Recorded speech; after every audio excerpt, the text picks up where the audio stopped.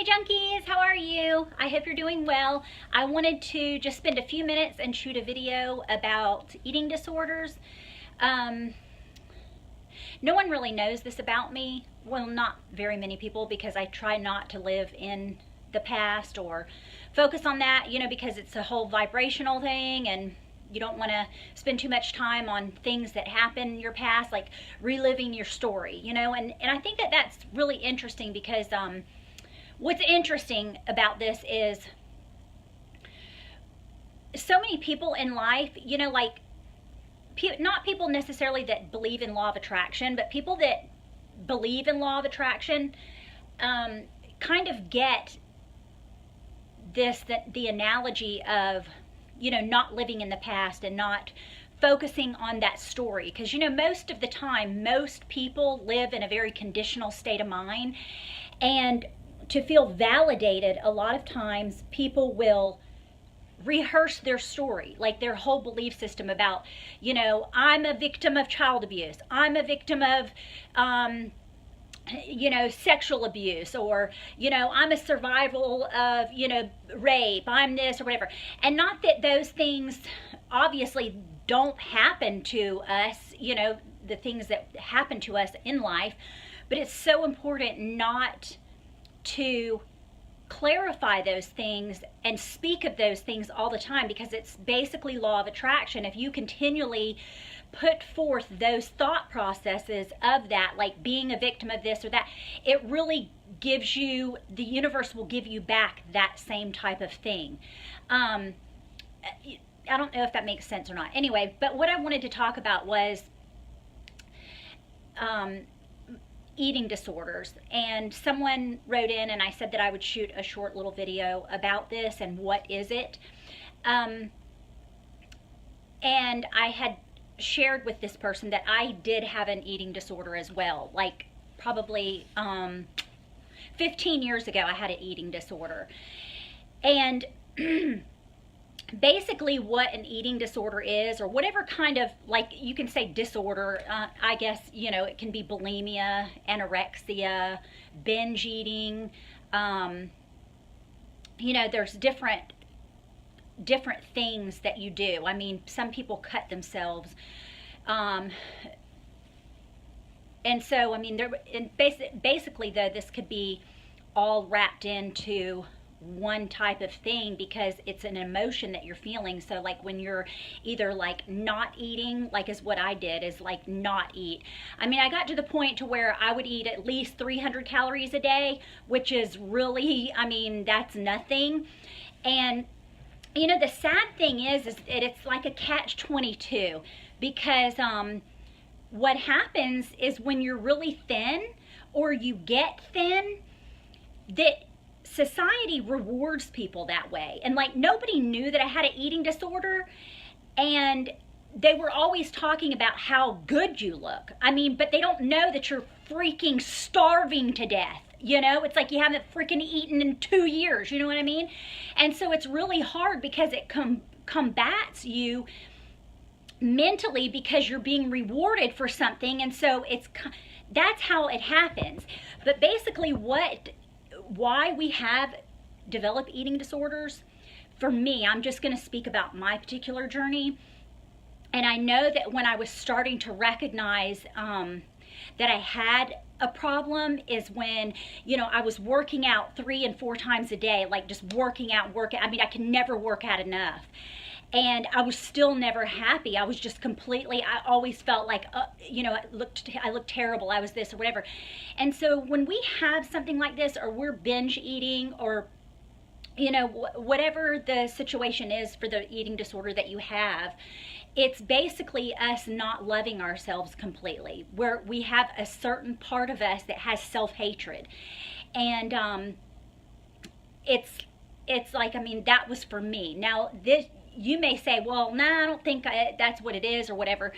But I'm telling you that I think, as far as like me doing a lot of psychology and taking, courses and learning about eating disorders and things like that, I know for a fact that for me, it was because I there was a part of me that I could never accept. Like I was very critical, self-critical of my body, you know, my body parts, my face, my hair. I mean, there was so many things I just was not happy with myself. And so, you know, the society really is focused so much on outer external appearances, you know, and I liken it to this. It's like, when I had an eating disorder, I was like trying to compare. I was always comparing myself to other people, and that's another thing that you probably will recognize, is that you compare yourself to other people. And anyway, and so basically what it is like when you're having that, like I starved myself. But some people that have bulimia, because I had a really close friend at the time, and she had bulimia, and I didn't know. I had no idea for a while, because I was like, I couldn't understand. I was like, how in the world, in the beginning when I first met her, I was like, how is she so tiny? Because I would always see her like every day at 3 o'clock when I would go to pick my kids up from school. She was walking to the grocery store, and she would get like $35, like almost every other day, worth of junk food. It was just like, I mean, anything bad that you could eat, she would eat it.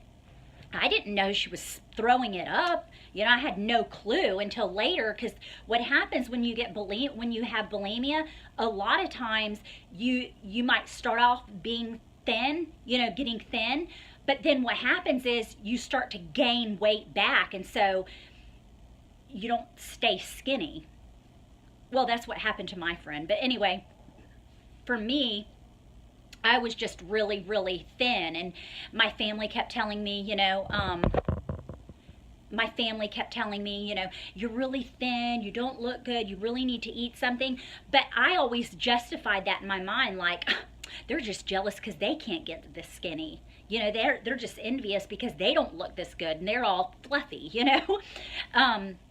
Now, mind you, you know, for many, many more years, I still struggled with not the eating disorder, because I really made up my mind that when I was trying to get healthy and I was trying to mentally, you know, and I started into law of attraction and stuff, I just really wanted to be healthy, and I wanted to love myself. And that's really what it's all about, is that start taking those small little incremental moments to just embrace yourself and embrace your emotions, because that is the deep-rooted reason why we have these eating disorders and issues with food, is because I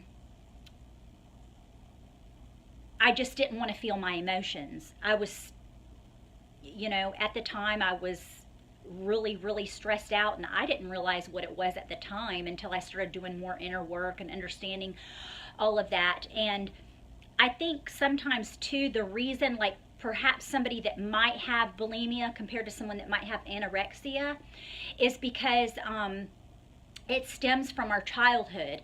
And if what you can do, this is a really beautiful exercise that you can do, is go back to your childhood and think about, in the very beginning, your very first memories that you have associated with food. Now, that's going to really give you a real good indication of where that type of behavior and emotion is stemming from. Now, because I had anorexia, I tend to believe, for myself in my own personal journey, is that I was never rewarded with food. Food was looked upon as like something that you just have to do because you need to survive. So a lot of people use food as a comfort, or, you know, to fulfill an emotion that they're not accepting or not looking at within themselves. And so everybody uses food in different ways. Just some people like completely taking it to an extreme, like I did. And then some people, you know, struggle all their life. There's a lot of people that are really in good shape. Maybe they don't have an eating disorder, but they don't have a good connection with food and what food means as fuel, you know? Like, they use it for all of these different things. And basically, like I said, again, when you have an eating disorder or any kind of addiction, any kind of thing like that. You are ignoring emotions within yourself and not feeling your feelings. And that's the basic line. That's exactly what it is. You are ignoring feelings that you have, and you're not feeling your emotions. And so that was me. I wasn't feeling my emotions, so I just starved myself as another way of control. And, you know, we all want to have control when we feel out of control, if that makes any sense. It's kind of like an oxymoron, you know. But if you can do that, that's really a helpful tool to do. So the first thing is to try to think back to your earliest memory of food. And you might want to write this down, because when you write things down, it helps you to problem solve in a way. You want to do it as a problem solving mechanism. You don't want to write stuff down because you don't want to address it. You just need to put it out into the universe. So write it down first as posing a question to the universe, right? And then you're going to come back later, and then you're going to answer that question. Your inner guidance system will guide you to help you to answer that. But you can't pose a question and want an answer at the same time, because that's too, it's opposite sides of the stick, if that makes any sense. And so anyway, so do that. And then the other thing is try to recognize what emotion and what feeling that you were having when you were eating. So if maybe the next time you binge eat, or you go to throw up, maybe that's a good time that you want to address that when you sit down and realize what you just did, because it's okay. Just remember, it's okay. You're on a journey. You're going to get there. It's going to be okay. So don't be hard on yourself. You know, maybe you only threw up 5 times today and you normally throw up 13, okay? You need to be loving to yourself and say it's okay. You don't have to cold turkey do this. You don't have to stop like, I can't puke anymore. It's not right, because that's, once again, you're denying feelings and you're trying to control things, and you don't need to be perfect. It's okay that you have this. It's okay. It's totally okay. And so I hope this served you, and I'm not sure that it did. If it didn't, and I didn't address some other things, maybe you can comment below, and perhaps we can kind of, you know, navigate through this some more. And I'll do a more extensive video next time. And so I hope this served you. Again, I want you to know how much I love you and adore you, and I think you're doing a beautiful job with your life and addressing your emotions, and I'm so proud of each of you. And just know that you're not alone when you have this, because that's one thing that I felt completely alone, like nobody would understand me, and so you do it in secret.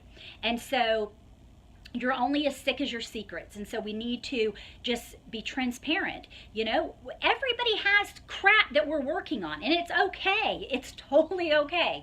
So anyway, like I said, I love you very much. Thank you for swimming by, and as always, I'm yours until my next swim. Ciao.